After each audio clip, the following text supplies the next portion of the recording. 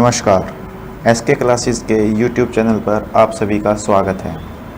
आज हम इस वीडियो में एनालिसिस करेंगे अपने टेस्ट जिसका नंबर है SK SSC 19 ABGL। चलिए शुरुआत करते हैं। अपना पहला क्वेश्चन है एक्टिव पैसिव वॉइस का। तो देखिए, आई हैव रिटन दिस ऐसे।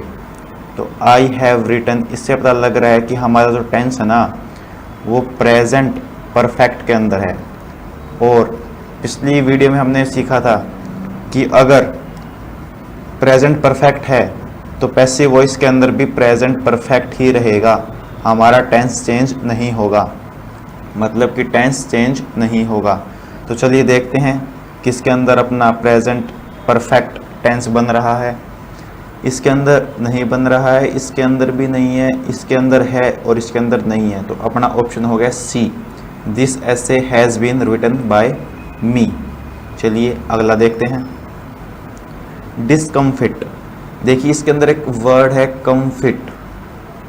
कम्फिट, कम्फिट कहाँ से आया? ये आया कंफर्टेबल से। कम्फिट से कंफर्टेबल, कंफर्टेबल मतलब कोई बंदा कंफर्ट होना, ठीक है, तो उसको कहते हैं कंफर्टेबल। अब इसके अंदर आगे लगा हुआ है डिश। डिस यानी नेगेटिव है, यानी कि बंदा कंफर्टेबल ना हो। तो डिसकम्फिट का मतलब होता है मेक समवन फील अनईजी, मतलब किसी को समवन फील अनईजी, उसको कहते हैं डिसकम्फिट।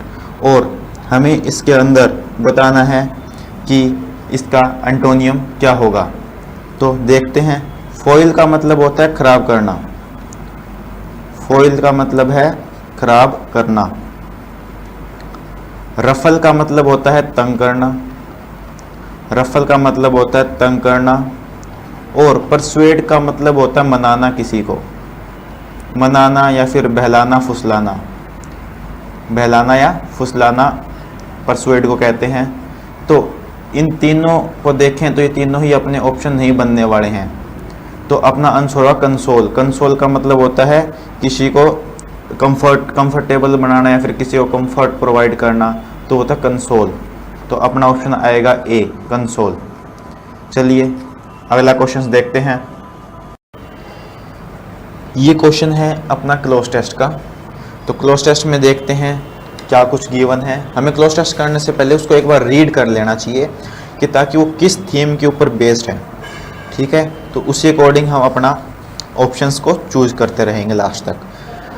तो अपना स्टार्टिंग से पढ़ते हैं क्या कह रहा है। ब्रॉडली स्पीकिंग मतलब कि ऑन लार्ज स्केल, यानी मोटे तौर पर, मतलब मोटी मोटी भाषा में कहने पर, education aims to dash two objectives. दो ऑब्जेक्टिव हैं उसके। First, to train the student in such a way as to make his life happy and dash. Secondly, to provide him with dash of various kinds. The knowledge imparted by education embodies the immense dash acquired by human race through ages. This knowledge again can be classified under two heads, one relating to the dash or reasoning, the other relating to the sphere of feeling. ये जैसे हमें theme पता लग रहा है कि ये कुछ एजुकेशन के ऊपर है। एजुकेशन के कुछ ऑब्जेक्टिव्स हैं, ठीक है। वो ऑब्जेक्टिव्स स्टूडेंट्स लाइफ को कुछ हैप्पी करने के काम आते हैं या फिर कुछ और काम प्रोवाइड हिम विद, कुछ और प्रोवाइड करते हैं उसको, ठीक है। द नॉलेज इम्पार्टेड मतलब कुछ नॉलेज गिवन होती है। इम्पार्टेड का मतलब होता है given. Human races through ages, ठीक है। The knowledge again can be classified, दोबारा नॉलेज को क्लासीफाई किया गया है दो में। रिलेटिंग टू एक तो रीजनिंग है कुछ और एक है स्फीयर ऑफ फीलिंग, ठीक है। तो हमें ये पता लग गया इसका थीम क्या है, एजुकेशन रिलेटेड है। तो हम चलिए लगाते हैं हम अपने ऑप्शंस को। तो अपना पहला है broadly speaking education aims to. Education aim क्या करता है? एजुकेशन एम क्या करेगा? जो ऑब्जेक्टिव होते हैं ना, हम अपने ऑब्जेक्टिव्स को या फिर एम्स को अचीव करते हैं। जो हमारे एम्स को है ना हम अचीव करते हैं। हमारे ऑप्शंस में देखिए, अचीव, रिग्रेस होता है पीछे चलना, मतलब पीछे हटना। तो रिग्रेस तो होगा नहीं, जो एजुकेशन की वजह से हम आगे बढ़ते हैं, ना कि पीछे हटते हैं, तो ये है। तो एजुकेशन एम्स टू मार्क क्या करेगा, मतलब कोई निशानी थोड़ी ना देगा एजुकेशन एम्स को। तो डिटरमाइन मतलब निर्धारण करने में मदद करता है क्या, हमें एजुकेशन हमारे ऑब्जेक्टिव्स को अचीव करने में हेल्प करता है। तो जो एजुकेशन है ना, वो हमें हमारे ऑब्जेक्टिव्स को अचीव करने के अंदर हमारी हेल्प करता है। तो aims to achieve two objectives मतलब हमारे 2 ऑब्जेक्टिव्स को अचीव करने में हेल्प करता है। तो education aim to achieve 2 objectives, 2 objective हैं अपने, तो एम्स टू अचीव यहाँ पे अचीव कर लेते हैं। 2 ऑब्जेक्टिव, 2 ऑब्जेक्टिव्स हैं, कौन कौन से, पहला है टू ट्रेन द स्टूडेंट्स मतलब स्टूडेंट्स को ट्रेन करना, इन सच ए वे इस प्रकार से, as to make his life happy मतलब ताकि उसकी जो लाइफ है ना वो खुशी बढ़ जाए, उसकी लाइफ में खुश रहे उसकी ज़िंदगी, एंड डैश उसकी लाइफ अगर हैप्पी है तो, और एंड है मतलब कुछ ऐसा ही होगा, पॉजिटिव वर्ड, नेगेटिव वर्ड हम एंड से नहीं जोड़ेंगे। तो हैप्पी के बाद चैलेंजिंग तो वैसे नहीं हो क्योंकि एक नेगेटिव है, क्योंकि ऑब्जेक्टिव एजुकेशन का ऑब्जेक्टिव क्या है, उसको प्रोवाइड हैप्पी मतलब उसको हैप्पीनेस देना या चैलेंज देना। चैलेंज देना नहीं होगा, एजुकेशन हमें हमारी हेल्प करता है चैलेंज से लड़ने के लिए। इंटरेस्टिंग कर सकता है, होल्ड पे करते हैं। बोरिंग, एजुकेशन बोरिंग नहीं करती है अपनी ज़िंदगी को, ये नेगेटिव वर्ड है, इसको भी काट देते हैं, सेंस में नेगेटिव वर्ड है। अगला है मीनिंगफुल, अपने 2 ऑप्शन बचते हैं, इंटरेस्टिंग एंड मीनिंगफुल। ठीक है, तो हमारी ज़िंदगी इंटरेस्टिंग नहीं करता, इंटरेस्टिंग तो कुछ और भी चीज़ें कर सकती है, लेकिन जो हमारी ज़िंदगी का मकसद है ना वो हमें एजुकेशन ही प्रोवाइड करती है। तो अपना ऑप्शन जाएगा सी, क्योंकि मीनिंगफुल मतलब उसका कुछ महत्व हो ज़िंदगी का, ठीक है, कुछ अर्थ हो ज़िंदगी जीने का, तो वो एजुकेशन ही प्रोवाइड करती है हमें। ठीक है, तो अपना ऑप्शन सी लगेगा यहाँ पे सेकंड वाले फिलर में, मीनिंगफुल। तो train the student in such a way as to make his life happy and meaningful, and secondly मतलब ये पहला था ऑब्जेक्टिव, और अब secondly to provide him with, अपना एक फ्रेजल वर्ब है जो हमेशा ना प्रोवाइड समबडी विद समथिंग होता है। अपना phrasal verb provide somebody with something, provide somebody with something, इसको लिख लो, ये बहुत बार यूज होता है अपने क्लोज टेस्ट में। तो प्रोवाइड हिम विद मतलब जो नॉलेज होती है, जो एजुकेशन होती है, वो क्या प्रोवाइड करती है उस बंदे को, हिम यहाँ पे स्टूडेंट के लिए यूज हुआ है, उसको क्या प्रोवाइड करती है, रिसोर्सेज से, रिसोर्स नहीं प्रोवाइड करती, पावर प्रोवाइड नहीं करती, मनी प्रोवाइड नहीं करती, जो एजुकेशन है वो बंदे को नॉलेज प्रोवाइड करती है। तो ऑप्शन को ध्यान से देखें तो जो एजुकेशन है वो प्रोवाइड करती है नॉलेज, तो अपने थर्ड के अंदर ऑप्शन आ जाएगा see, and secondly to provide him with knowledge. ठीक है, नॉलेज ऑफ वेरियस काइंड मतलब बहुत प्रकार की काइंड्स की नॉलेज प्रोवाइड करती है एजुकेशन उस स्टूडेंट को। ठीक है, तो अगला देखते हैं, द नॉलेज इम्पार्टेड, इम्पार्टेड का मतलब होता है आम भाषा में लगा लो गिवन, किसी को देना। तो द नॉलेज गिवन, हम यहाँ पे गिवन लगा सकते हैं ताकि हम सही ढंग से पढ़ सकें इसको। The knowledge given by education, जो नॉलेज गिवन होती है, गिवन की जाती है एजुकेशन के द्वारा, वो एम्बॉडीज करती है। जो एम्बॉडीज है ना उसका मतलब होता है, एम्बॉडीज का मतलब होता है अपने अंदर रखना, कोई चीज़ अपने अंदर रखना, उसको कहते हैं एम्बॉडीज। एम्बॉडीज अपने अंदर रखना, इमेंस मतलब बहुत ज़्यादा, dash acquired by human race, मतलब जो ह्यूमन रेस है वो क्या एक्वायर करेगी, ह्यूमन रेस ग्रोथ एक्वायर करेगी नहीं, ग्रोथ तो हमें अपने आप मिल जाती है।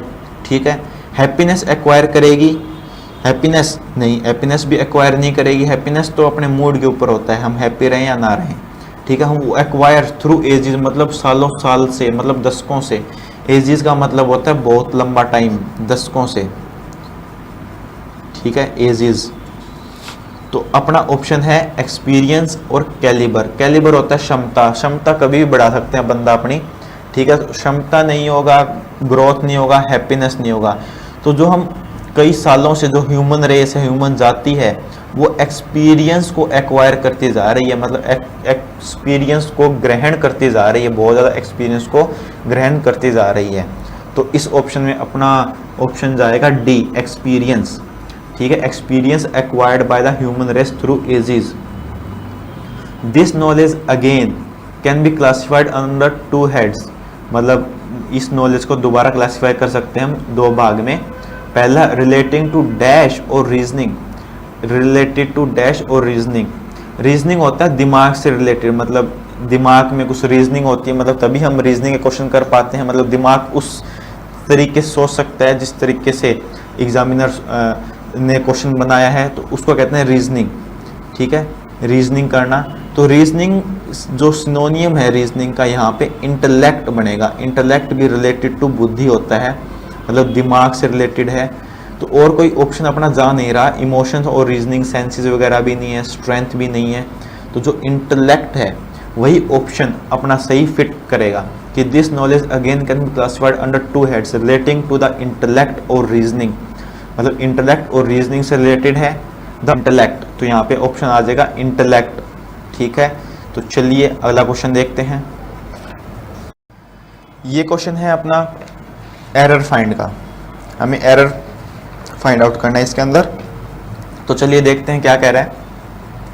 I always glance at my desk to make sure I have everything before I leave the office at night.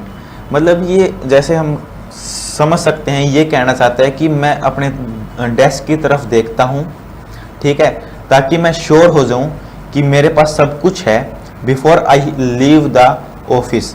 मतलब ऑफिस छोड़ने से पहले मैं अपनी मेज़ की तरफ देखता हूँ, मैं अपने डेस्क की तरफ देखता हूँ, ताकि मैं श्योर हो सकूँ कि मैंने लगभग सारा सामान उठा लिया है जो मेरा है, बिलोंगिंग टू मी, रात के लिए, जब मैं रात को छोड़ के जाता हूँ ऑफिस। तो इसके अंदर अपना एक यहाँ पे देखिए ग्लैंस एट, ग्लैंस एट कुछ नहीं होता, अपना ग्लैंस एट नहीं होता यहाँ पे, अपना यहाँ पे हम ग्लैंस ओवर यूज करेंगे। ग्लैंस एट होता है नॉर्मली किसी की तरफ देखना, ग्लैंस एट मतलब लुक एट, किसी की तरफ देखना, उस सेंस में यूज होता है, मतलब किसी की तरफ देखना, मतलब सिर्फ देखा। लेकिन हम अगर जैसे कि हम मान लो कि हम अपना क्लासरूम छोड़ के जाते हैं, तो हम जनरली डेस्क की तरफ देखते हैं, ताकि हम देख लेते हैं कि हमारा पर्स वगैरह या फिर हमारी कॉपी या फिर नोटबुक या फिर पेन वगैरह हमारा वहाँ पे नहीं रह गया है।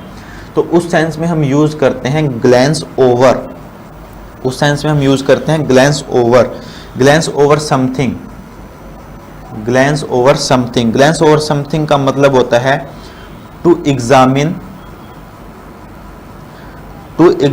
समथिंग वेरी क्विकली, मतलब जल्दी से उस चीज के ऊपर नजर डाल लें, उसको एग्जामिन कर लें कि हमारा कुछ वहां पे रह नहीं गया है। लुक एट होता है सिंपली देखना, तो ग्लैंस एट की बजाय ग्लैंस ओवर यूज होगा। ठीक है, चलिए अगला क्वेश्चन देखते हैं। ये अपना क्वेश्चन है एरर का। The royal commission on legal services took a more fundamental view with regard of financial conditions which has not been accepted. इसमें सीधी से सीधी बात है, यहाँ पे फ्रेजल वर्ब या फिर हमारे प्रेपोजिशन की गलती है। विद रिगार्ड टू यूज होता है हमेशा, जो हमारा प्रेपोजिशन है यहाँ पे हमारा प्रेपोजिशन आना चाहिए टू, विद रिगार्ड ऑफ की बजाय अपना आएगा विद रिगार्ड टू। तो हमेशा यूज होता है विद रिगार्ड टू, ठीक है, with regard to a matter या फिर ए थिंग। तो यहाँ पे प्रेपोजिशनल एरर है, ऑफ की जगह यहाँ पे टू यूज होगा। चलिए ये क्वेश्चन क्या कह रहा है, ये कह रहा है कि in the event the anticipated collapse of the first genetic engineering company एमिड A pile of bad debts did not come by. ये कह रहा है कि जो पहली जेनेटिक इंजीनियरिंग कंपनी थी ना, वो मान लिया था लोगों ने कि एंटिसिपेटेड था कि मान लिया था कि वो गिर जाएगी, वो कोलैप्स हो जाएगी। क्यों? क्योंकि एक पाइल था, मतलब पाइल एक ढेर हो गया था कंपनी के ऊपर, किस चीज़ का, वो बैड डेट्स, मतलब कि कर्ज इतना ज़्यादा हो गया था उसके ऊपर कि लोगों ने मान लिया था कि अब वो कंपनी आगे नहीं चल पाएगी, वो वहीं ढेर हो जाएगी, वो वहीं कोलैप्स हो जाएगी। डिड नॉट कम बाय यानी कि यह चीज़ ऐसी क्या नहीं हुई, नहीं हुई, मतलब डिड नॉट मतलब जो लोगों ने मानना था ना कि कंपनी बंद हो जाएगी, लेकिन वो चीज़ हुई नहीं। तो यहाँ पे एक फ्रेजल वर्ब है कम बाय। कम बाय का मतलब होता है कोई चीज़ मैनेज करना, मतलब प्राप्त करने के लिए मैनेज करना, यानी कि manage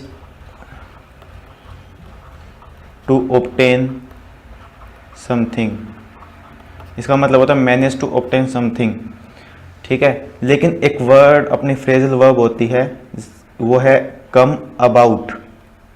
come about, come about का मतलब होता है हैपन, मतलब वो चीज़ घटित होना, या फिर टेक प्लेस मतलब वो चीज़ होना। मतलब कि एंटिसिपेटेड कोलैप्स था कि वो कंपनी गिर जाएगी, मान लिया था लोगों ने कि वो गिर जाएगी बैड डेट्स की वजह से, लेकिन ऐसा नहीं हुआ, ठीक है। यानी कि ऐसा नहीं हुआ, डिड नॉट कम अबाउट, यहाँ पे बाय की जगह अबाउट आएगा, यानी कि वो ऐसी चीज़ हुई नहीं, लोगों ने ऐसे मान लिया था लेकिन वो हुआ नहीं, तो बाय की जगह अपनी phrasal verb come about use होगी। तो अपना एरर होगा ऑप्शन सी के अंदर। चलिए अगला देखते हैं। चलिए ये क्वेश्चन अपना फिलर्स का है, देखते हैं क्या कहता है। Robbers often act in, robbers often act in with the police, मतलब जो रोबर्स होते हैं ना, जो चोर उचक्के होते हैं, वो ऑफन एक्ट करते हैं, मतलब अपने काम को अंजाम देते हैं dash with the police, police की कुछ डैश से या मदद से या फिर उनके कुछ और चीज़ से वो अपने एक्ट को अंजाम देते हैं, अपने कार्य को अंजाम देते हैं। चलिए देखते हैं ऑप्शंस में अपने पास क्या क्या है। कनेक्शन, कनेक्शन एक सिंपल वर्ड है जिसके साथ कोई मतलब किसी के साथ कोई कनेक्शन हो किसी बंदे का, ठीक है। कोऑर्डिनेशन एक पॉजिटिव वर्ड है, मतलब कोऑर्डिनेट करके कोई अच्छा काम कर रहे हैं वो, जैसे कंपनीज में होते हैं यूजुअली कि 3-4 लोग आपस में कोऑर्डिनेट करके एक बढ़िया सा कोई काम करते हैं, तो उसको कोऑर्डिनेशन की सेंस वहाँ आती है। कन्फर्मिटी, कन्फर्मिटी भी लगभग कोऑर्डिनेशन जैसा ही है, लेकिन कन्फर्मिटी के बाद हमेशा टू लगता है आपका, कन्फर्मिटी के बाद हमेशा टू लगता है, और यहाँ पे है अपना विद, तो अपना ये ऑप्शन वैसे ही गलत हो गया है।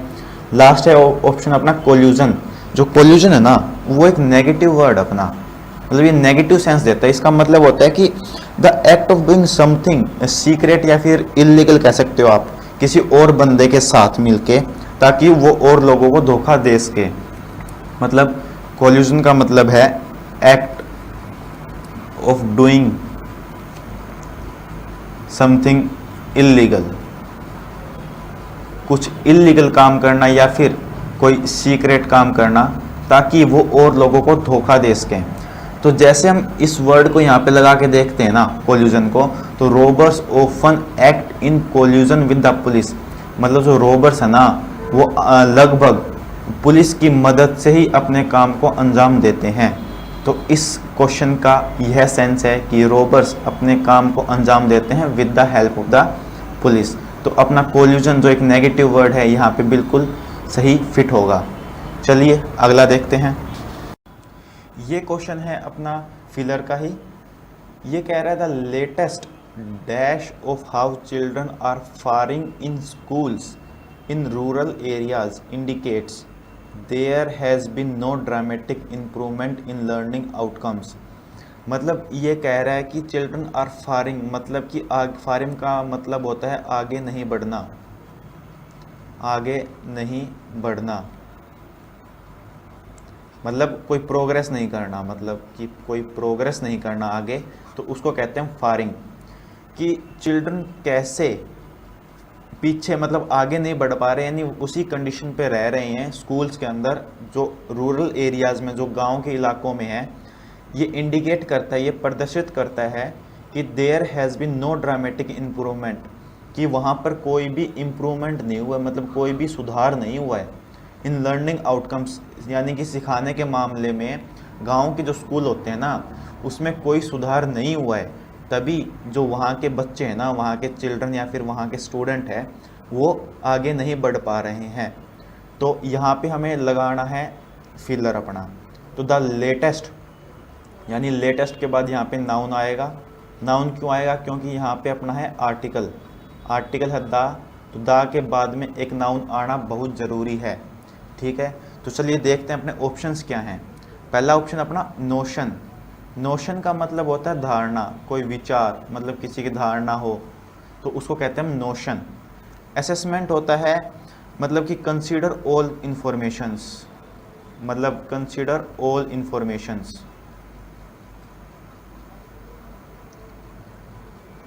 कंसीडर ऑल इंफॉर्मेशन मतलब सारी इंफॉर्मेशन को कंसीडर करके किसी पॉइंट पर पहुंचना, उसको कहते हैं असेसमेंट। अगला है ला। ला कानून होता है अपना, आपको पता है कानून। कंजक्चर, इसको हम कहते हैं गैस। कंजक्चर का मतलब होता है गैस, यानी कि अनुमान लगाना, गैस करना। तो इन चारों के अंदर से क्या इंडिकेट करेगा, मतलब कुछ इंडिकेट करवाना है। कोई धारणा इंडिकेट नहीं करवा सकती अपनी, ठीक है। और लेटेस्ट धारणा क्या होती है? वह कोई लेटेस्ट धारणा नहीं होती, धारणा पीछे से चलती आती है, ठीक है। कानून लेटेस्ट हो सकता है, कोई दिक्कत नहीं, इसको होल्ड पे रखते हैं एक बार। कंजक्चर गैस, जो गैस है ना वो इंडिकेट नहीं कर सकता बिल्कुल सही तरीके से कि क्यों गांव के जो बच्चे हैं स्कूलों के अंदर वो पीछे रह रहे हैं, यानी आगे नहीं बढ़ पा रहे हैं। तो कंजक्चर यानी गैस भी नहीं होगा अपना और धारणा भी नहीं होगा। तो अपने ऑप्शन बचते हैं बी और सी।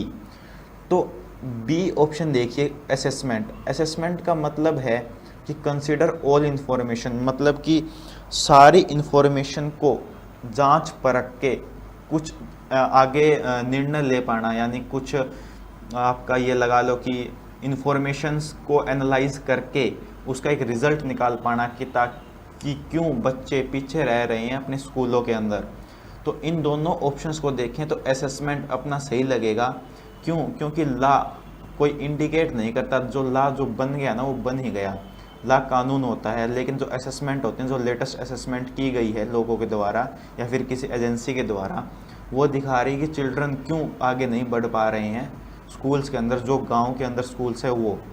तो वो दर्शाती है, इंडिकेट करती है कि वहाँ पर कोई ड्रामेटिक इम्प्रूवमेंट नहीं हुआ, कोई खास सुधार नहीं हुआ लर्निंग आउटकम्स में, शिक्षा के मामले में। चलिए इस क्वेश्चन में अपना ऑप्शन आएगा बी। चलिए अगला क्वेश्चन देखते हैं। अपना अगला क्वेश्चन है ईडियम का।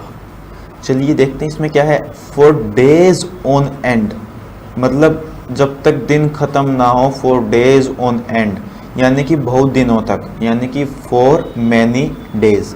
फॉर डेज ऑन एंड का मतलब है फॉर मैनी डेज। चलिए अगला ईडियम देखते हैं।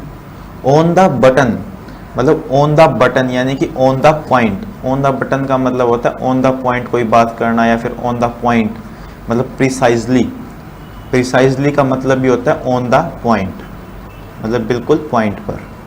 और सारे ऑप्शन नहीं होंगे, ऑन द बटन का मतलब है प्रिसाइजली। चलिए अगला देखते हैं। अगला है अपना कट लूज। जो कट लूज होता है ना, उसका मतलब होता है कि किसी और पर डिपेंडेंट नहीं रहना, मतलब किसी और बंदे के ऊपर डिपेंडेंट नहीं रहना। जब पहले आप उस पर डिपेंडेंट थे लेकिन अब आप उस पर डिपेंडेंट नहीं हो, तो उसको कहते हैं कट लूज। या फिर इसको कह सकते हैं हम बिकम इंडिपेंडेंट। बिकम इंडिपेंडेंट यानी कि किसी और बंदे के द्वारा आप अब कंट्रोल नहीं किए जा रहे हो, तो उसको कहते हैं कट लूज। तो अपना पहला ऑप्शन देखिए क्या कह रहा है, स्टॉप बीइंग इन्फ्लुएंस्ड। इन्फ्लुएंस का मतलब होता है किसी से प्रभावित होना, ठीक है। मतलब वो कुछ बात कह दे और आप उससे प्रभावित होकर वही काम कर दें, तो उसको कहते हैं इन्फ्लुएंस्ड। और कंट्रोल्ड बाय अनदर पर्सन, मतलब किसी और पर्सन के द्वारा आप कंट्रोल नहीं किए जा रहे हो, तो उसको कहते हैं हम कट लूज, ठीक है। चलिए अगला क्वेश्चन देखते हैं। अगला क्वेश्चन है अपना स्पेलिंग मिस्टेक का। अगला क्वेश्चन है अपना स्पेलिंग मिस्टेक का। तो अपना एक वर्ड होता है एपहीलियन। अपना वर्ड होता है एक एपहीलियन। ये होता है एक maximum distance between two objects. क्या कहना चाह रहा हूं, मान लो कि ये सूरज है, मान लो कि ये सूरज है और अपनी अर्थ इसके चारों तरफ इलिप्टिकल ऑर्बिट में चक्कर काटती है। तो मान लो कि ये अपनी अर्थ है और ये है अपना सन, ठीक है। तो अर्थ यहाँ पे भी होती है और अर्थ यहाँ पर भी आती है, मतलब ये डिस्टेंस ज़्यादा है, ये डिस्टेंस ज़्यादा है और ये डिस्टेंस कम है। तो जो ये डिस्टेंस बिटवीन टू बॉडीज अगर मैक्सिमम हो तो आप उसको एफिलियन कहते हैं। क्या कह रहा हूं, दो ऑब्जेक्ट्स के बीच का जो डिस्टेंस अगर मैक्सिमम हो ना तो उस मैक्सिमम डिस्टेंस को आप एफिलियन कहते हैं। ठीक है, और किन्हीं दो ऑब्जेक्ट्स के बीच उसका डिस्टेंस सबसे मिनिमम हो तो उसको कहते हैं पेरीहिलियन। तो उसको कहते हैं पेरीहिलियन। ठीक है, होप इन दोनों में आपको फर्क समझ आया होगा, पेरीहिलियन और एफिलियन में। तो अपना आंसर होएगा, अपना ऑप्शन होएगा इसके अंदर सी, एफिलियन। बाकी सारे अपने स्पेलिंग गलत हैं। चलिए अगला क्वेश्चन देखते हैं। अपना अगला क्वेश्चन है नरेशन का, यानी डायरेक्ट इनडायरेक्ट का। तो ये क्या कह रहा है, द बॉयज सेड हुर्रा। ये देखिए हुर्रा ये है एक्सक्लामेटरी, ठीक है, एक्सक्लामेशन है, ये एक्सक्लामेटरी है ये। ठीक है, जब भी एक्सक्लामेटरी आए तो अपने ऑप्शंस में एक्सक्लेम्ड विद समथिंग होता है, एक्सप्लेन्ड विद समथिंग। अब ये हुर्रा है, जब कोई मैच जीत जाते हैं तो ये खुशी का है, यानी कि जोए का है। ठीक है, हुर्रा होता है जोए का, निशानी होती है कि हुर्रा करते हैं ना तो हम कोई चीज़ जीत जाते हैं या फिर हम खुश होते हैं बहुत ज़्यादा। तो ये अपना सी ऑप्शन देखिए, विद शोक, मतलब कोई आपको बुरी खबर मिली है तो इससे आप शोक रह गए, तो अपना ऑप्शन ये एलिमिनेट हो चुका है। अपने ऑप्शन बचते हैं अब ए, बी और डी। तो the boys exclaimed with Joy, boy exclaimed with Joy. ठीक है, आगे देखते हैं इसमें क्या क्या फर्क है तीनों ऑप्शंस में। The boys exclaimed with joy we have won the match. जब ये आता है तो पीछे डेट भी लगेगा, डेट दे वॉन। जो अपना ये हैव वॉन है ना, ये हैव वॉन है, ये पास्ट में जाएगा, ये प्रेजेंट परफेक्ट में है ना, प्रेजेंट परफेक्ट में है तो ये अपना पास्ट परफेक्ट में जाएगा। ये नरेशन का रूल होता है, प्रेजेंट परफेक्ट वाला पास्ट परफेक्ट में जाएगा। तो यहाँ पे सिंपली V2 लगा दिया इन्होंने, तो सिंपल पास्ट बना दिया, तो ये अपना ऑप्शन गलत होगा। दे हैव वॉन, ये सिर्फ प्रेजेंट परफेक्ट के अंदर ही पड़ा है, तो ये अपना ऑप्शन गलत हो गया। ये हमने वैसे ही गलत कर दिया था, तो अपना ऑप्शन बचता है डी। तो डी में देखिए the boys exclaimed with Joy, ये ठीक है। दैट दे, वी चेंज होएगा अपना दे के अंदर, दे हैड वॉन, ये अपना आ गया पास्ट परफेक्ट के अंदर, they had von the match, तो अपना ऑप्शन आएगा डी। चलिए अगला देखते हैं। अगला है अपना वन वर्ड सब्स्टिट्यूशन। तो अपना पहला है फियर ऑफ वॉइड्स। जो वॉइड्स होता है ना उसका क्या मतलब होता है, वॉइड्स का मतलब होता है एम्प्टी, मतलब कोई एम्प्टी जगह हो, खाली जगह हो या फिर एम्प्टी रूम हो, तो उस सेंस में वॉइड्स का यूज होता है। वॉइड्स का मतलब होता है एम्प्टी जगह। तो हम ऑप्शंस देखते हैं। अपना पहला ऑप्शन है ओकोफोबिया। जो ओकोफोबिया होता है ना वो व्हीकल्स का डर होता है। ठीक है, व्हीकल्स का डर होता है ओकोफोबिया। जो अपना टोपोफोबिया है, मतलब टोपोफोबिया होता है सर्टेन प्लेसेस से डर, सर्टेन प्लेसेस, मतलब कि सर्टेन प्लेसेस से ही डर है उसको, मतलब खास जगहों से डर है। मान लो कि किसी को हाईवे पर जाने से डर लगता है तो उसके लिए सर्टेन प्लेस हाईवे हो गया। किसी को चर्च जाने से डर लगता है, किसी को टेंपल जाने से डर लगता है, किसी को भीड़ वाली जगह जाने से डर लगता है, तो सर्टेन प्लेसेस हो गए उसके लिए। तो उस सेंस में टोपोफोबिया होता है। ठीक है, और हर एक वर्ड के पीछे फोबिया है। फोबिया पिछली क्लास में बताया था कि ये इरेशनल फियर होता है अपना, मतलब जो डर होता है, हालांकि वो डर होना नहीं चाहिए लेकिन फिर भी होता है वो डर, तो उसको कहते हैं फोबिया। अपना फोर्थ ऑप्शन है कैकोफोबिया। जो कैकोफोबिया होता है ये होता है fear of ugliness, fear of ugliness, मतलब कुरूपता से डर, मतलब बुरी चीज से डर, वो होता है कैकोफोबिया। ऊपर अपना ऑप्शन बचता है बी, कैनोफोबिया। जो कैनोफोबिया है वही अपना होता है फियर ऑफ वॉइड्स, तो अपना ऑप्शन आएगा बी। ठीक है, चलिए अगला देखते हैं। यह है ए रफ वॉयलेंट, वॉयलेंट होता है मतलब जो लड़ाई झगड़े करने वाला, ट्रबलसम पर्सन, मतलब तंग, मतलब परेशानी करने वाला बंदा, उसको क्या कहते हैं। पहला ऑप्शन अपना लीज। जो लीज है, लीज जैसे हम, ये होता है किराए पे देना किसी को।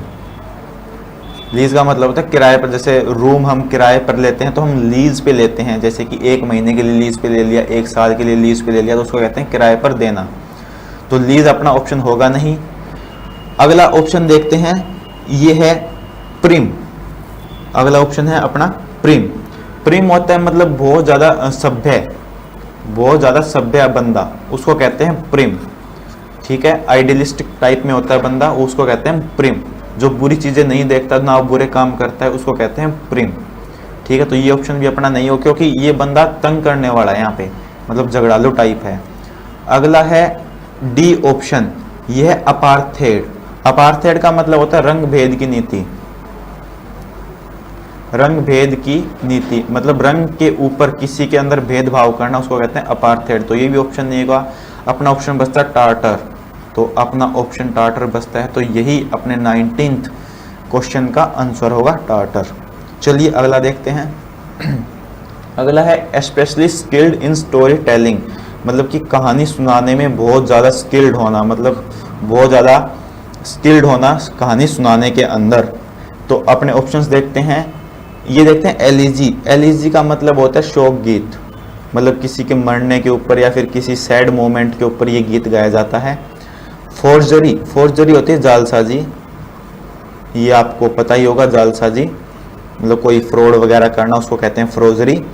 यह है क्लाइंटल। क्लाइंटल कुछ नहीं है, सिर्फ एक क्लाइंट है, आप इसको क्लाइंट लगा सकते हो, ग्राहक की सेंस में आप इसको लगा सकते हो। क्लाइंटल का मतलब होता है ग्राहक।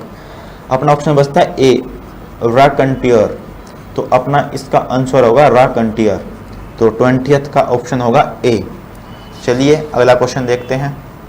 चलिए ये क्वेश्चन देखते हैं अपना। ये क्वेश्चन है पी क्या हुआ रस का। इसमें 6 सेंटेंसेस गिवन है। जो फर्स्ट सेंटेंस है वो फर्स्ट पे ही आएगा और जो 6th सेंटेंस है वो 6th पे ही आएगा। हमें जो अंदर के 4 है उनको अरेंज करके एक सेंस वाला पैसेज बनाना है। ठीक है, तो चलिए देखते हैं। Early to bed early to rise makes a man healthy wealthy and wise. ये कहावत टाइप है कि जल्दी बेड सोने चले जाओ और जल्दी उठ जाओ। यह जो आदत होती है ये किसी आदमी को हेल्दी स्वस्थ बनाती है। वेल्दी मतलब अच्छा काम करेगा, वो जल्दी उठेगा तो जल्दी काम करेगा सुबह उठकर, और वाइज बुद्धिमान बनाती है। ये कहावत है। तो चलिए इसके अंदर ऑप्शंस को अरेंज करते हैं। पहला ऑप्शन अपना but for the morning tea. अगर हम इस पहले सेंटेंस को यहाँ पे लगाने की कोशिश करें तो यह गलत होगा, क्योंकि बट फॉर मॉर्निंग टी, क्योंकि ऊपर मॉर्निंग टी की बात नहीं हो रही है, कहीं भी पहले सेंटेंस में मॉर्निंग टी की बात नहीं हो रही है। तो अपना पहला जो पी है ना वो आने के कोई चांस है ही नहीं, मतलब पहला जो वर्ड पहला जो लाइन होगी वो पी नहीं आएगी। तो अपना ऑप्शन सी गलत हो गया। हम ऑप्शंस की मदद ज़्यादा लेंगे सॉल्व करने के लिए, क्योंकि ये हमारी हेल्प करते हैं बहुत ज़्यादा। अगला है दिस सेइंग। जैसे कि हमें पता है कि ऊपर वाली एक कहावत है, ये सेइंग है, तो this saying inspired me to get up, मतलब इस सेइंग से, इस कहावत से मैं बहुत ज़्यादा इंस्पायर हुआ जल्दी उठने के लिए। तो प्रोबेबली लगता है कि क्यों आ सकता है इसके बाद। ठीक है, तो क्यों आ सकता है। 2 ऑप्शन में अपने पास क्यों है, तो होल्ड पे रखते हैं। हम एस देखते हैं, एस में क्या है।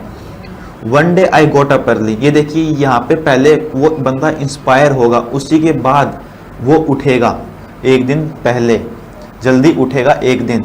ठीक है, तो यहाँ से देखें तो दिस सेइंग इसको सही क्वालिफाई कर रही है। तो अपना जो पहले के बाद सेंटेंस होगा वो होगा क्यों वाला, तो अपना एस वाला ऑप्शन भी एलिमिनेट हो गया है। अब यहाँ पे क्यों के बाद है एस और यहाँ पे क्यों के बाद है पी, तो हमें एस और पी के अंदर देखना है कि पहला सेंटेंस कौन सा आएगा और उसी के अकॉर्डिंग हम अपना आंसर लगा देंगे।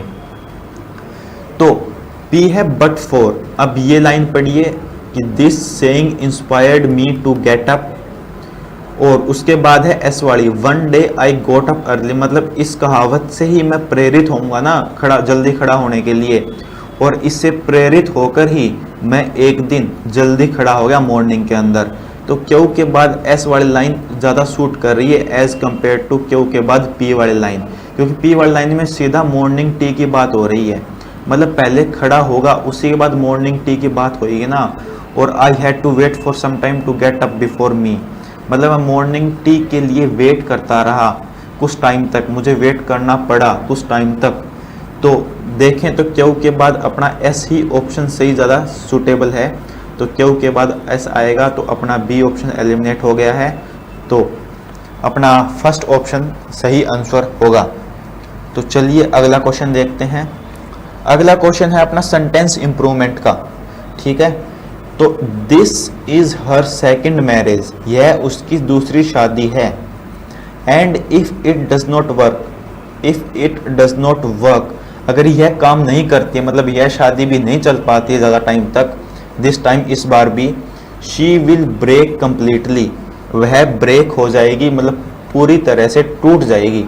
कि मतलब उसकी दूसरी शादी है, अगर यह भी पहले की तरह नहीं चली सही ढंग से तो वह बिल्कुल ही टूट जाएगी। तो हम ऑप्शन देखते हैं। इसमें ऑप्शन पहला दे रहा है कि ब्रेक आउट। ब्रेक आउट, जो अपना ब्रेकआउट फ्रेजल वर्ब है ना, इसका मतलब होता है एकदम से कोई बीमारी का स्टार्ट होना, एकदम से किसी चीज का स्टार्ट हो जाना। तो मतलब सडन स्टार्ट होना किसी चीज का, जनरली बीमारी के सेंस में होता है कि मतलब बीमारी ब्रेकआउट हो गई, इबोला वायरस ब्रेकआउट हो गया, या फिर स्वाइन फ्लू जो वायरस है वो ब्रेकआउट हो गया किसी लोकेलिटी के अंदर। तो ब्रेकआउट उस सेंस में होता है सडन स्टार्ट होना किसी चीज का, ब्रेकआउट। विल बी ब्रोक, ये ब्रोक होता है दिवालिया होना, दिवालिया होना मतलब पैसे की कमी हो जाना, मतलब पैसा नहीं होना, वो दिवालिया होता है, ठीक है। गो ब्रोक। विल ब्रेक, ये देखिए ब्रेक, दो वर्ड होते हैं अपने पास, ब्रेक और एक होता है BRAKE, ब्रेक।